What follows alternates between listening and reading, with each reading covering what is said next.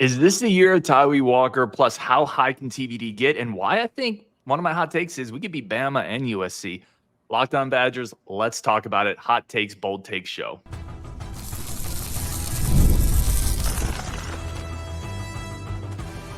You are Locked On Badgers, your daily podcast on the Wisconsin Badgers.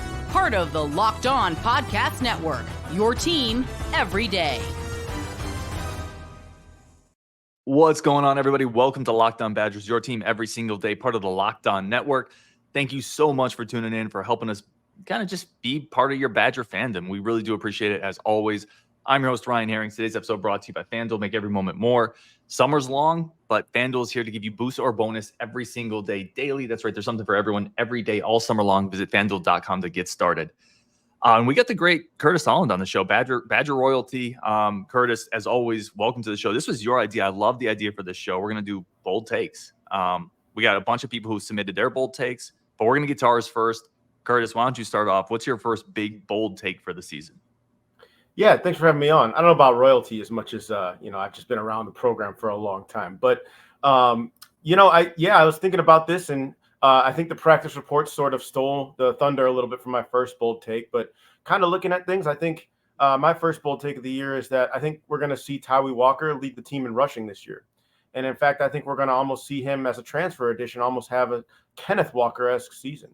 And there's a number of reasons why I believe this. I think when you look back at what he did at Oklahoma, it was clear, and if you listen to the Oklahoma fans, they did not use him nearly as much as they probably should have. There's probably a number of reasons for that. Could be different things going from how other players performed in practice, seniority, maybe some players were on scholarship, whereas he was a walk-on.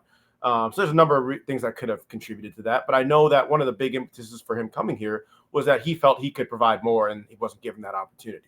And then when you watch the way he plays, and then you watch our film from last year, it's interesting because the way our team has been built for the majority of its time, obviously, is a power run scheme. Last year you saw a lot of those elements, even in our spread game when we would try to run the ball with Braylon Allen.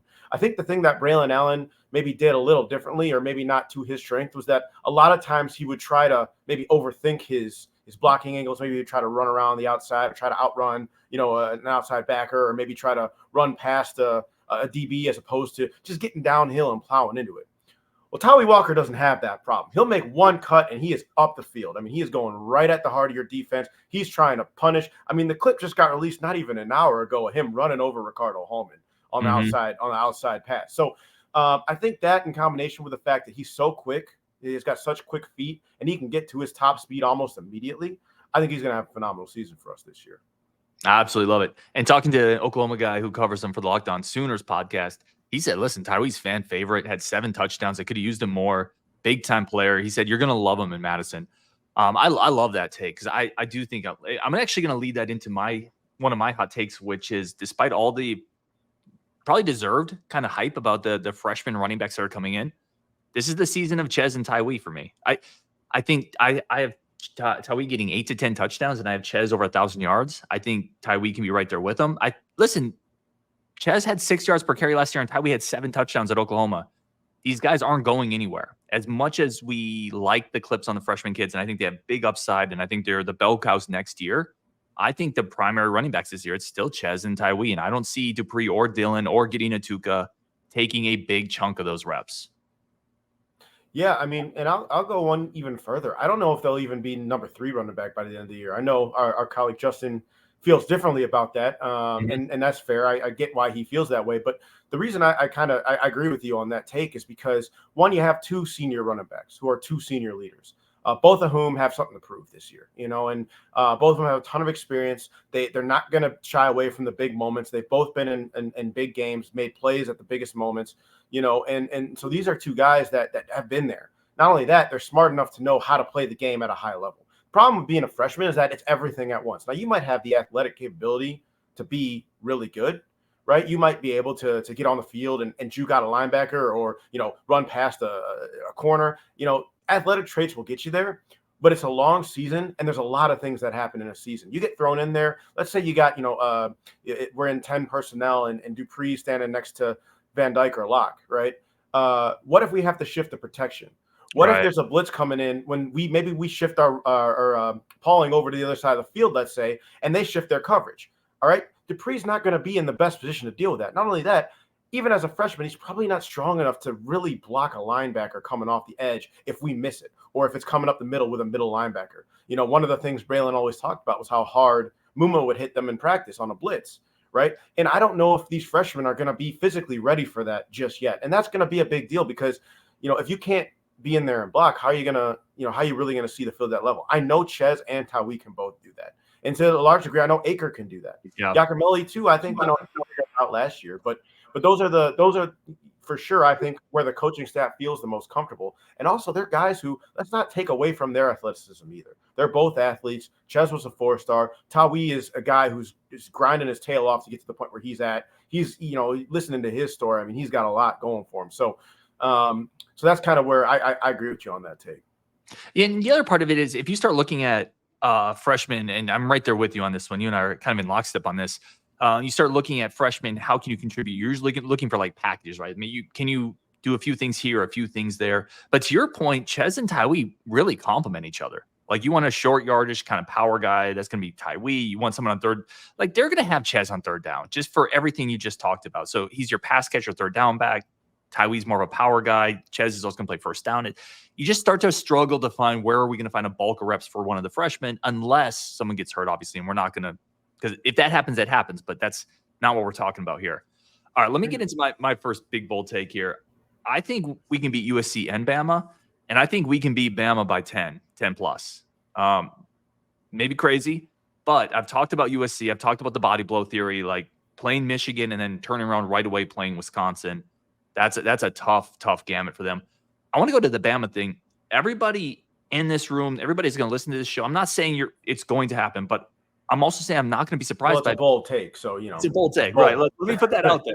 We've already kind of said it, but it's a bold take. But we all saw the issues with the first-year staff literally firsthand last year. We all saw it, and we're all excited about year 2 in Fickell because now he understands what he needs in this program. Now he's not fitting as many moving pieces into it. Bama's in the midst of that, and we're catching them early season in Camp Randall. I actually think it might be a little better. It's at noon. Bama's going to come into probably a little bit more of a sleepy environment potential. Like it's not a night game where they're going to be super juiced up. They're going to be a bunch of new pieces, new coaching staff. I think we can beat them by 10. And I think we can also beat USC, and we could start this season 4-0. You know, I mean, I know I came in here a couple months back and did the optimistic 12-0 podcast to make the case. I'll say this, you know, when I look at this Bama game, it's tough for me to pick against a team that, has had as much success and as much, a culture for as long as it has, even with a first-year staff, as many athletes are in that building. It's tough for me to pick against a team like that. But that said, if we were to win that game, there's very, very clear reasons as to why. You know, first and foremost, we contain Jalen Milroe. You know, and I think that if we can do that, we've upgraded the athleticism in the linebacking room to allow for us to play much better. Jaheim Thomas probably held Jalen Milroe to his worst performance last year at Arkansas when it came to rushing the ball. He's already seen that, and that obviously, is something that plays in our favor.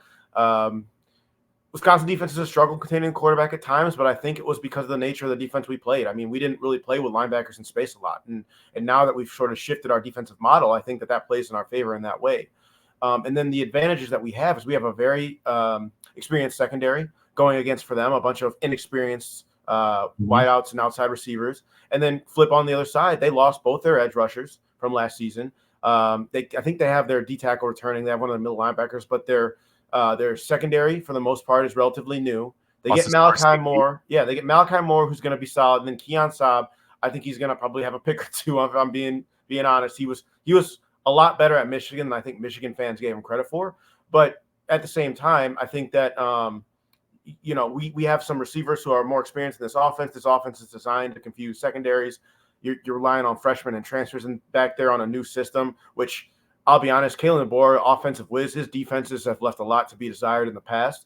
So we'll see. I think if we are to win that game, that's probably where we win it. TVD is going to have to play well, and we're going to have to control what we can control. I like the experience point you brought up because you start to look at this team, and I don't know if this gets talked about enough, man. Quarterback, experience. Running backs, insanely experienced between Ches and Tawee. Offensive line, the starting unit, all really experienced. The secondary, a ton of experience. The linebackers coming in have a lot of experience. The defensive line, even a lot of defensive linemen, JT Thompson, Lane is a 4-year college guy, not all in the big, obviously at this level, but there's just experience everywhere on this team. The receiving room, you look at the experience in that group as well. There's not a lot of freshmen or redshirt freshmen this group is relying on. And I think that's going to play dividends when you're playing a school like Alabama that has so much new experience, so much new transfer over. I think that's an area, again, where Wisconsin has a bit of an edge there. All right, we're going to take a quick break. We're going to come back, talk about some of your bold takes. Pius, 10-plus sacks. TVD, top 3 in the Big Ten. A couple other bold takes that you guys submitted. That's coming up next on Locked On Badgers. But first, a quick break for our friends of the show. And a quick second to say thank you for tuning in. Today's Friends of the Show episode is brought to you over by eBay Motors, the #1 spot to keep your ride or die alive. I've talked about it a lot. Listen, my ride or die brought me to the gas station this morning. I got pizza. I got some churro thing that they have at the hot plate, which I probably shouldn't get. And then I got a Celsius. That's where my ride or die did for me. You got to keep your car running because it brings you everywhere. So go over to eBay Motors, the right parts, the right fit, the right prices. eBay Guaranteed Fit is only available to U.S. customers, over 122 million parts. But with eBay Motors, you're spending less, you're getting better prices, a bigger inventory, it's getting shipped to your door. It's so much easier. Like, life is hard enough at times. Like, don't make it more difficult. Buy car parts in an easier way. It is 2024. It's time we shop for car parts like it's 2024, not 1984. Go over to eBay Motors, the right parts, the right fit, the right prices. eBay Guaranteed Fit is only available to U.S. customers. Eligible items only. Exclusions do apply. eBay Guaranteed Fit is only available to U.S. customers. All right, let's get Curtis back on. Let's get some of your hot takes. So, Curtis, I'm going to throw this one up here because I think this is one that you had kind of talked about as well. I'm going to let you take the lead on this one. Jon Pius, this is from Mike H. Pius gets 10-plus sacks. He does caveat it as long as our offense is good enough to score points. So the other team's going to have to throw a little bit. But Pius, 10-plus sacks. What are your thoughts here? So yeah, that was ironically one of my bold predictions coming into this show. And full caveat, it has absolutely nothing to do with the fact that Jon Pius won the Heisman Trophy in my first dynasty season of NCAA 25. Forgetting, I think he probably had around 20 sacks, finished that season off. A basic year. No, I mean, it genuinely, I do think he's going to make a huge impact, and mostly because I think the rest of the defense is going to fit better the scheme they're trying to run. Pius and Peterson and those guys on the outside, again, they're going to have a very similar role to what our outside linebackers has always had, which is getting to the quarterback, getting in the backfield, blowing up plays in the backfield. Their role hasn't changed a lot. Just the rest of the defense around it has shifted. And I think last year we were a little bit hampered by the fact that we weren't really holding at the point of attack very well. We weren't able to set the edge on run plays, and so teams would just do that, and then we couldn't really set up to get after the quarterback. And then I heard an interview with Mitchell about a week ago, Matt Mitchell, the outside linebackers coach, talking about how what would happen is when we couldn't get to 3rd and long, we couldn't get to that type of rush distance. Guys got tired. Guys were playing run plays every play. And that wears on you over the course of the game. Just like a body blow might wear on a course of a season on a team, over the course of a game. I mean, if you're getting hit 20 times a game, that's why our old Wisconsin style offense was so effective. Teams would just wear down. And it was the same thing with our outside linebackers. You have, oh my gosh, what's his name? The guy who played almost every snap outside. Getz. Getz, on the field 100-something snaps a game or whatever. I mean, he's not going to be effective at wrestling quarterback.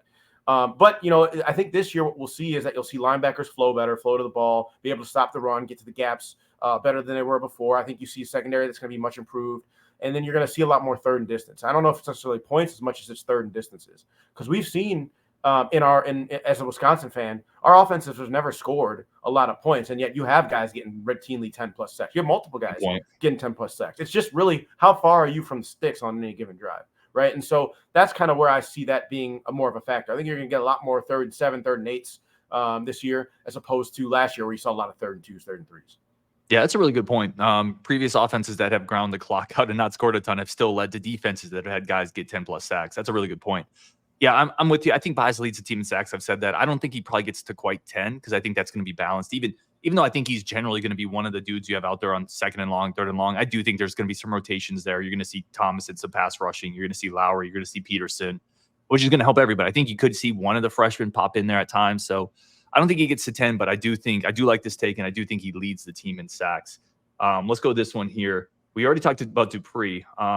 This is from Randy. The offense will be ranked higher nationally than the defense. So just for context, last year, I just went by points. We'll say by points per game. Last year, Wisconsin's defense was 21st in the country in scoring defense. The offense was 92nd in scoring offense. So Randy's saying the offense is going to be a little higher than the defense this year. I'm gonna say major cap on that one, and the reason I say that is because one, I mean, statistically speaking, for an offense to jump, let's say the defense remains the exact same, which I think the defense is going to be improved. But let's say it remains the exact same. You're gonna have to jump 70 spots in offensive ranking. I don't know if that's ever been done, like ever. Like if you go back through statistics, there's been people who are smarter than me looked at this, like. To jump that many spots as an offense, especially against the schedule we have, is ridiculous. I do not see that in any way happening. Not that we can't have a really good offense, not that we can't be, top 50s maybe, but like to get to top 20, I mean that's insane. That's a different level of offense. You're either a MAC team that runs air raid and has a couple of good receivers on the outside, or you're LSU from 2019. I mean, it's just not going to happen in that way. I don't see it happening like that.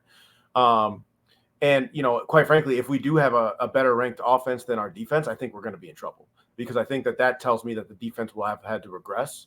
And our offense, while it has improved, it won't necessarily be enough to make up the difference. And that would be a problem. But I do believe that our defense, kind of going off of into one more of my hot takes, I think our defense could be top 5 in the conference easily next year. When you look at the teams that we play, while they're good teams, Alabama, USC, Iowa, Oregon, Penn State, none of those teams outside of maybe USC and maybe Oregon have a proven offense just yet. Penn State, while they, had good statistics, their offense was not great when it played good defense. In fact, they were pretty bad when they played good defenses. That Iowa game, they only scored 31 because they were on the field for 99% of the game. USC, they got a whole new offense, new quarterback. I don't think Miller Moss is as good as everybody seems to think he is. If you go back and watch the entire offensive game film from their Louisville game, every pass he had was late and behind. And it worked because I don't think Louisville had the best defense ever last year. I don't think that's going to work in the Big Ten. And once his confidence gets shaken, if he's 1-2 coming in to play us, he's in for a rough season. And then you look at Alabama. Again, Jalen Milroe's an athlete, but not a lot of proven receiver talent. And their offense wasn't that great last year. They were a really good team overall, but not a really great offense. Oregon's really the only team I think that can really potentially put it on us offensively. Mm-hmm. So I do think that for me, I guess my next bold take would be our defense is in top 5 of the Big Ten next year. I mean, listen, I love it. And to Randy's point, I mostly agree with you. I don't see our offense jumping that much. I do think our defense slips a little bit. I really do, because I think the quality of offenses we play. When I say slips, I don't mean slips in terms of how good they are. It slips just statistically a little bit. But yeah, I don't think the offense will end up ranked higher. But I do like to take on your. See, I still struggle, man, a little bit with the defense. And I know people are probably getting sick of me talking about the defensive line. You're probably getting sick of me talking about the defensive line. I'm very much in a wait and see mode with that group. It feels like we're relying on a combination of a lot of guys that we've seen a lot of film on. Like we've seen a lot of James Thompson Jr. Does that mean he can't make another jump with Brady Collins another year in the system? I'm sure he is better, right? Players develop, and he's a really good player. But if that's the best player in the defensive line, I don't know if that's a defensive line that's good enough to get a defense overall into the top 5. Well, so I hear what you're saying, and here's where I would have a caveat. When you watch last year's film, the defensive line, they weren't, the best defensive line we've ever had by any means.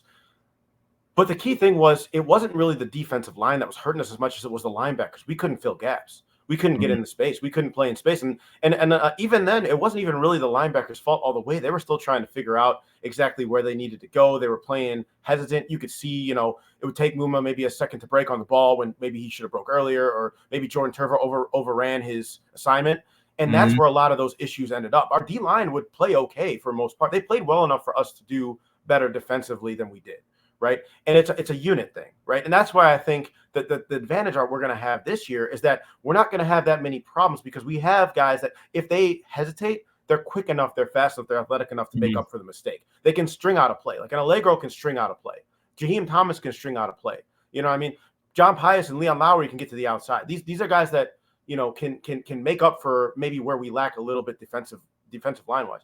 And looking at our defensive line with the guys coming back, I'm high on Kurt Neal. I think he's going to have a tremendous season this year. I think I'm high on JT. I think he's going to do a better job than he did last year. I'm high on Brandon Lane now, hearing what he was. I mean, he was an athletic guy who's 6'3", 300 pounds. I mean, just having an athlete that's 6'3", 300 pounds is in and of itself a benefit. I mean, you still got to block him, right? And so, you see that Ben Barton's been around. He's an experienced guy. He's been around forever. Maybe Jamal Howard steps up. Dylan Johnson might step up. Elijah Hillis might step up. So there's some options back there. And it does make me feel a little bit better that a lot of the word on the offseason has been leadership and guys stepping up. You heard what Wooler said last year. You hear what Collins had said about that room last year, kind of coming off that season, and what's changed this year. I think all those things add up to a better defense overall. I hear you when they say maybe there's not that top end NFL, top 3-round talent, but there's guys that are good enough to do their job. And I think about what did Bill Belichick always say at the Patriots? Do your job. Do your job. If you do your job, we're going to have a good defense, right? Do your job. So that's kind of how I look at it. No, I think that's incredibly fair. And I think there's I think the closer you get to really good, the less the margins are, right? Like it doesn't take as much to go from a C unit to a B unit. But when you're going from like a B to a B plus, from a B plus to like an A minus, then it gets the differences are a little more narrow, right? It's a little harder to see. So I think this is a good defensive line. Like I think it could be a very solid defensive line. But again, when we start talking about top 5, top 4 defense, or when we start talking about the defense maintaining what it did last year, getting better even against a better schedule, that's when I almost look at it and be like, yeah, Iowa. But listen, Iowa does have NFL guys on the defense line. Plus, they have NFL guys that are incredibly talented linebackers, right? It's not one spot that has to cover for the other a little bit. I just think that's where we're a tick behind those groups, but I could be wrong. And I do like the depth. I like Lane. I think Thompson and Neal are going to form a good duo. I like the young guys. I think Willer or Johnson can give you some reps this year. So I think we'll be better. I just don't know yet, again, if we're quite good enough to be an upper tier Big Ten defense without a little bit more of an NFL top tier guy on the defensive line. I don't know. We'll see. All right, we got to take one more quick break. A bunch more of your predictions and bold takes coming up. We'll see where Curtis and I are on those. Quick break for our friends of the show, and a quick second again to say thank you as always for tuning in. Today's episode is brought to you by our good friends over at FanDuel. FanDuel remains the number one source for all your sports betting needs and information. This is where you go really to spice up your sports weekend, spice up your sports evening. Please do it responsibly. But this is the fastest, easiest, best way to get into your parlays, teasers, futures, spreads. It's all over there over at FanDuel. The official sports betting partner of Major League Baseball. This is the place we go for a reason because it's easy, it's simple, and we're a month out from college football. Now you can go over there, get your futures in on the Badgers. I think we're all kind of banging that over because we like what's going on in year 2. I'm going to put some bands on it. Maybe not bands. I'll put $20 on it, though. Over at FanDuel.com. FanDuel is the official sports betting partner of Major League Baseball and the official sports betting partner of the Locked On Network. Let's get Curtis back on. I want to ask him about a take we have in the receiver room here. Let's get into this one. Next hot take. This one comes from between the pylons, and it is Will Pauling breaks Jared Aberdera's single-season reception record, finishes with 85 receptions. Do you know off the top of your head? Say what? Sorry, I missed what you said. Do you know how many receptions Pauling had last year off the top of your head? It was 74? Like 76 or something like that, 74. I'm not sure. 74. I know it's a priority for the team to have him have less receptions and more yards. So I'm going to say that might be tough just because Fickle has expressly said that he wants Pauling to have less receptions than he had last year. And I think there's going to be more people to spread the ball out to. I think you're going to see a step up in our receiver play. I mean, everybody returns from everybody that's coming back at least returned from last year. They have another year of experience in the system. They're all a year better. So I think you're going to see improvement in the wide receiver room in terms of production. So I think you're going to see the ball spread out a little bit more. Yep, I agree on that one. Xavier Lucas starts at cornerback 2 by the end of the season from solid takes only. I think you're going to see him rotationally for sure. Cornerback 2 is rough to say. I'll be honest. I haven't watched a ton of Xavier Lucas. I know of his statistics and things like that. I think he's going to be a phenomenal receiver for us long term, corner for us long term. But in terms of is he polished enough, ready to really be a CB2? I don't know. That's tough, especially when you get down the stretch of the season. We're playing Oregon, we're playing Nebraska, Minnesota. Those are going to be. I mean, I know Nebraska and Minnesota are going to be must-win games for us, no matter what our season looks like. So it's tough to see him there. Do I think he could rotate in and play a lot of snaps? I do. I think I'll definitely think he'll be, subbing in. Maybe Nizer gets hit, goes down for a minute, or maybe Ricardo needs a break, something like that. I could see him rotating in. So, but in terms of him being ultimate CB2, I don't know about that. Yeah, that's where I'm at too. I think you need him for next year as a big chunk of this secondary moves on. There's a lot of veterans in that group, so they're going to mix him in. I'd be shocked if they didn't get him in. Quite frankly, probably Amelia Agard as well. But I don't think you're going to necessarily unseat a guy, Nizer Forkran, and who, by all accounts, has had a great offseason. People are raving about him. He's got enough size, enough physicality. He has experience. So you're going to see Lucas. I just don't think you're going to see him necessarily lining up there with at the beginning of the game. Let's get a couple more from Cam W. The student section is at 80% capacity for kickoffs for 4+ games. So I actually have a story about this. So when we were at there was a Wisconsin alumni event in Chicago, and this was probably about almost a month ago now. There was a group of students there that had come down with someone who was part of the Alzheimer's Research Association, and there was a little bit of a back and forth, kind of a fun banter between Luke Fickell and these students, talking about the students getting there on time. And the question that the students had posed to Chris McIntosh was, can you let us in faster than one person at a time? And then, because Luke had pressured actually the students to ask Chris McIntosh this question. Awesome. And it sounded like what he had said was that there was some work being done. Part of the reason why they couldn't let everybody in so fast is that the student section is actually, I think, one of the older sections of the stadium. And just from almost like an OSHA perspective, you can't let too many people in on those stairs. It's just not coded for that or something like that. So they were putting in some work to try to fix that. I don't know how much work that they did to do that, but that is a concern for the head coach. And I think it's a concern for the organization. Yeah, I'm always with this kind of stuff, man. I'm always in a wait and see. And quite frankly, some of the early kickoffs don't help the situation for many reasons. Sand people, Tretch gets 50 catches. I'm gonna say no to 50. I hope Tretch again. I have a bet. Justin and I have this is a friendly wager that he's gonna get 40 is the over under. We said I'm on the under. Justin's on the over. Listen, if he gets 40 catches as a redshirt freshman, with Pauling getting 60 to 70, with running backs, with CJ Williams, with Burrows, with Vinny Anthony, with Chris Brooks, with Tucker Ashcraft, I don't think he's going to get to 50. I think there's too many weapons on this team. And here's the other thing I'd say. I think if this was a lock, because I think Tyler Van Dyke is going to be the starter. I think Locke's game fits better with Pauling and Tretch out of the slot. I think Van Dyke fits a little bit better with the vertical boundary receivers. So I'm going to say no to this one. So I got a question for you. Do you know which high school Tretch played his senior year of football at? Yeah, he went to Bishop Gorman. Okay. Do you know who his opposite receiver was on that team? I know the name. I know it's one of the top recruited receivers and went to Ohio State, maybe. So it was Zachariah Branch, went to USC. Okay. Who is that? Of those two, who had the better season their senior year? Tretch did by a decent amount. So here's why I'm gonna. I've been kind of negative on some of these bold takes. I'm riding with this one. I think we're gonna see a breakout season from Tretch. I think you're gonna see him utilized. Watching his game, he reminds me a lot of Tavon Austin. Now I don't know if we're gonna use him out the backfield and running back, but in terms of the way he plays, his speed, his cutting ability, that's what it reminded me of. I think you're going to see a lot of work with him. I mean, just today they're posting highlights of him running over people and just running past people. I think he's going to have a breakout season. I think he's going to put the conference on notice and the country on notice that he's the next guy. And once Pauling leaves, he's going to be the guy that teams are going to have to scheme for. Yeah, I love it. Heck yeah, let's go. Let's get a couple more here quickly. This one is from Badger Bias. He's got 3, but we'll just pick out one of these each. He's got Burrows, 500 receiving yards. TVD throws 8 picks or less. Ben Barton will be one of the most improved players on defense. Which one of those do you want to take? So I'm going to go with the TVD one because, again, when you look at what TVD has been for the last few years. So his freshman year, I think he threw 6. He was 24-6, I want to say. And those picks, a lot of them were kind of freshman mistakes or, just not being experienced enough. They were down at late in games. And he tried to throw a Hail Mary to win a game kind of thing.